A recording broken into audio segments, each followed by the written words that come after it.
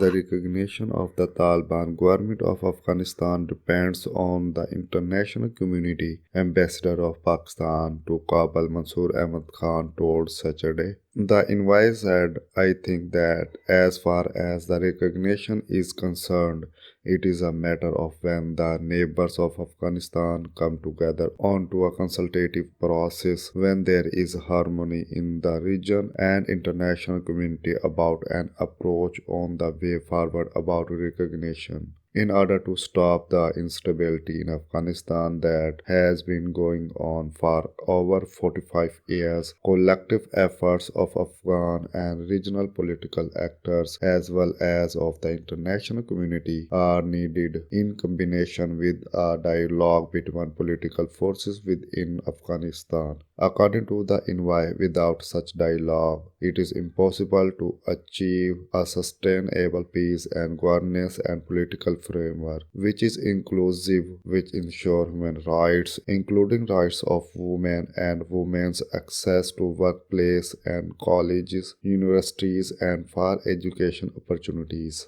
Mansoor Ahmad Khan also stated that claims of Islamabad intervention and in Afghanistan internal political are groundless. He noted that if there is no stability in Afghanistan, Pakistan suffers. If there is long-term stability in Afghanistan, Pakistan benefits from it. I think it is just a baseless allegation that we interfere in Afghan domestic affairs. According to the envoy, the presence of foreign forces was a factor that led to the long-lasting conflict in Afghanistan. Pakistan always emphasized that peace has to be achieved among the Afghans themselves. The diplomatic underscored the Taliban radical militant groups launched a large-scale offensive of size control of Afghanistan after the United States declared its intention in the spring of this year to withdraw its troops from the country.